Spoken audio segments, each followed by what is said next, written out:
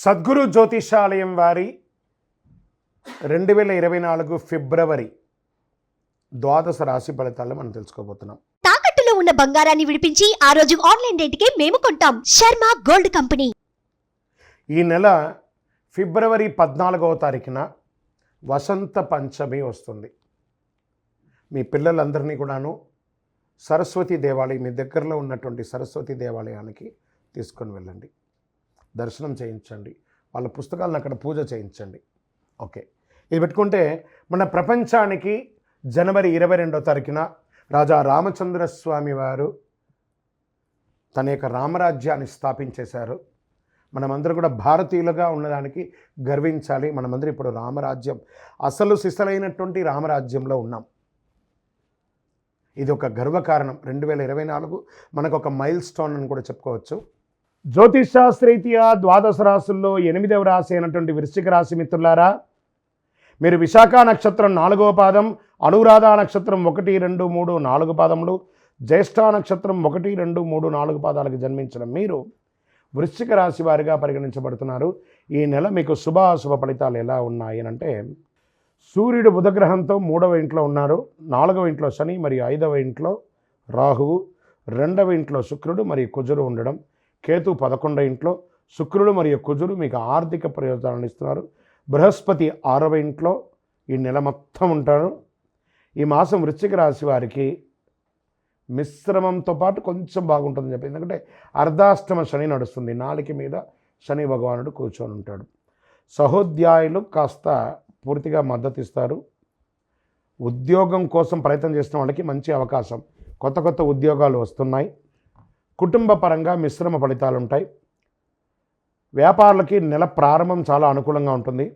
ఆరోగ్యానికి సంబంధించి హెచ్చుదిగ్గులు ఉంటాయి. విందులు వినోదాలు గడుపుతారు బాగా. చేయని వాటికి కూడా నిందలు పడే అవకాశం వృశ్చిక రాశి వారికి ఉంది. చాలా జాగ్రత్తగా ఉండాలి. గృహం కొనుక్కోవడం, ఇల్లు కొనుక్కోవడము లేదా ప్లాట్లు కొనుక్కోవడం ఇలాంటిది అవకాశాలు ఉన్నాయి. వాహనం నడిపేటప్పుడు చాలా జాగ్రత్తగా ఉండాలి వృశ్చిక రాశి మిత్రులారా. మీ నాలుక అదుపులో ఉంచుకోవాలి.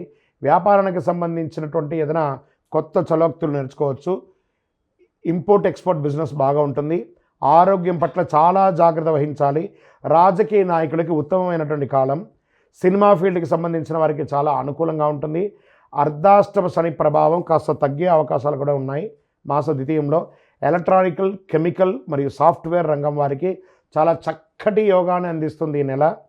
వివాహం కాని వారికి ఇది యోగం. విద్యార్థులకి కాస్త మిశ్రమ ఫలితం.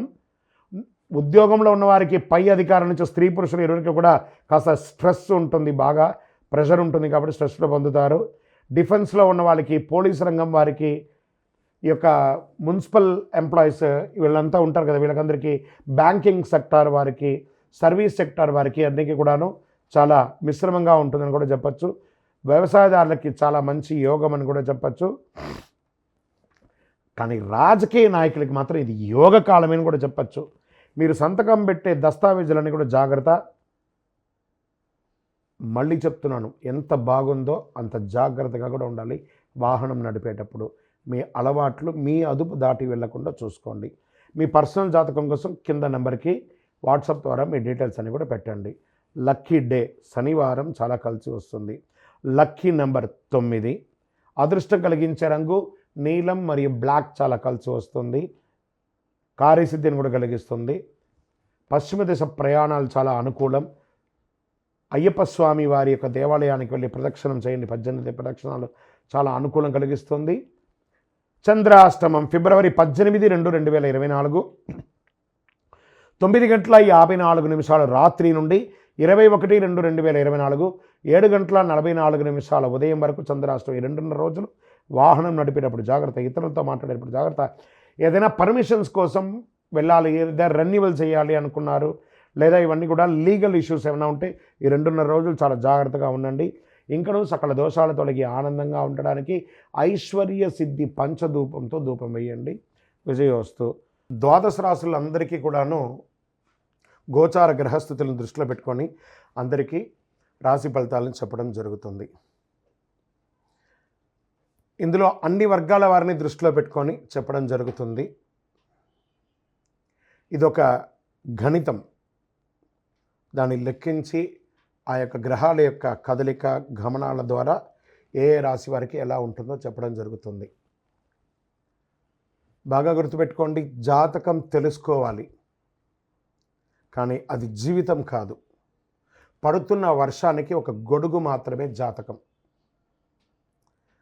బాగా గుర్తుపెట్టుకోవాలి, జాతకం ఎంత కావాలో అంతే తీసుకోవాలి. అదే జీవితంగా అదొక యాసగా ఉండకూడదు.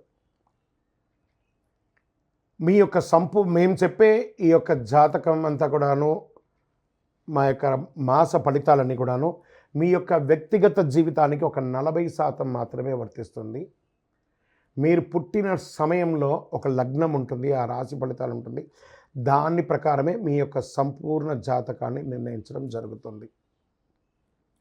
మీ వ్యక్తిగత జాతకం తెలుసుకోవడానికి మీ పరిసర ప్రాంతాల్లో ఉన్నటువంటి సద్గురువుల్ని సంప్రదించండి, జ్యోతిష్శాస్త్ర నిపుణుల్ని సంప్రదించండి. అక్కడికి వెళ్ళి మీ యొక్క date of birth, time of birth, place of birth తెలిపి మీ యొక్క జాతకాన్ని తెలుసుకోండి.